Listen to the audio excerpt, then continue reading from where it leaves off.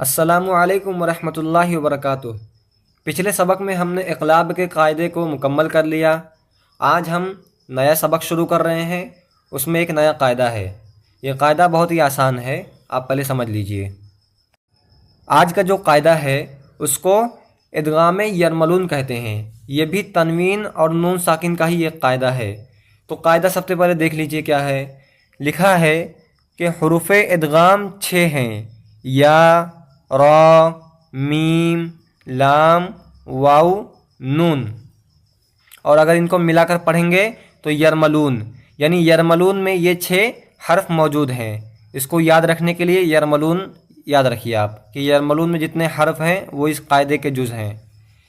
اب آگے دیکھیے قاعدہ کیا ہے کہ تنوین یا نون ساکن کے بعد حروف یرملون یعنی یا، را، میم، لام، واو، نون، ان میں سے کوئی حرف آ جائے تو لام اور را کی صورت میں بغیر گنہ کے ملا کر پڑھیں گے۔ یعنی ان 6 حروف میں سے لام اور را یہ 2 ایسے حرف ہیں کہ اگر یہ تنوین اور نون ساکن کے بعد آئے تو گنہ نہیں ہوگا، باقی اس کے علاوہ اگر کوئی آئے تو گنہ کریں گے، لیکن اگر لام اور را آئے تو تنوین اور نون ساکن کے بعد گنہ نہیں ہوگا، بغیر گنہ کے ملا کر پڑھنا ہے۔ اور اس کے اور بھی نام ہے، اس کو ادغام بلا گنہ اور ادغام تام بھی کہا جاتا ہے۔ تو اس کے کل 3 نام ہو گئے، ایک ادغام یرملون، دوسرا ادغام بلا گنہ اور تیسرا ادغام تام۔ تو یہ اس کے 3 نام ہیں۔ اب آپ مشق میں اچھے سے قاعدے کو سمجھ لیں گے۔ اب دیکھیے نیچے مشق، بسم اللہ الرحمن الرحیم۔ اب مشق میں دیکھیے اوپر لکھا ہے ادغام را، مطلب یہ ہوا کہ یہ جو 6 حرف ہیں یا، را، میم، لام، واو، نون، اب نیچے مشق میں تنوین یا نون ساکن کے بعد ان 6 میں سے جہاں جہاں را آیا ہے اس کی مثال دی ہوئی ہے، ہم اسی کو پڑھیں گے۔ پہلی لائن دیکھیے، بسم اللہ الرحمن الرحیم۔ میم پیش مو، حا میم زبر حم، محم، میم زبر ما، محمد، دال را 2 پیش در، محمدر، را زبر را، سین واو پیش سو، رسو، لام لام پیش لل، رسول، لام کھڑا زبر لا،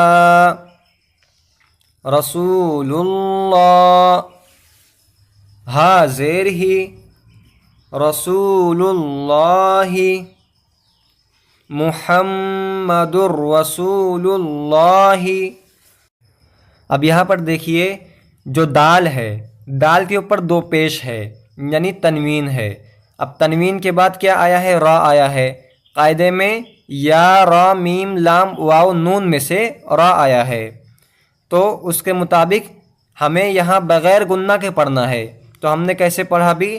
محمد الرسول اللہ، مد الرسول اللہ، دال کو را سے ملا دیا۔ ایک ہوتا ہے محمد رسول اللہ پڑھنا، تو یہاں پر وہ غلط ہو جائے گا، محمد رسول اللہ یہ غلط ہو جائے گا، ہم کو دال کو را سے ملانا ہے، تبھی اس قاعدے پر عمل ہو پائے گا۔ تو ہو جائے گا محمد الرسول اللہ، یعنی گنہ کیے بغیر پڑھیں گے ہم۔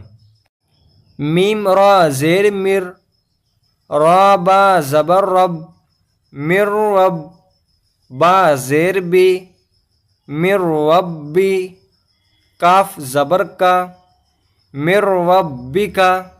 اب یہاں پر دیکھیے نون ساکن آیا ہے، نون ساکن کے بعد را آیا ہے، تو یہاں بھی ہم کو بغیر گنہ کے پڑھنا ہے۔ اب آج کے لیے اتنا کافی ہے، ورنہ سبق بہت لمبا ہو جائے گا۔ اب آپ کا کام یہ ہے کہ آپ اس قاعدے کو اچھی طرح سے یاد کر لیں اور اس قاعدے کو سمجھ لیں۔ اگر اس قاعدے میں کچھ سمجھ میں نہ آیا ہو تو کمنٹ باکس میں ضرور پوچھیں۔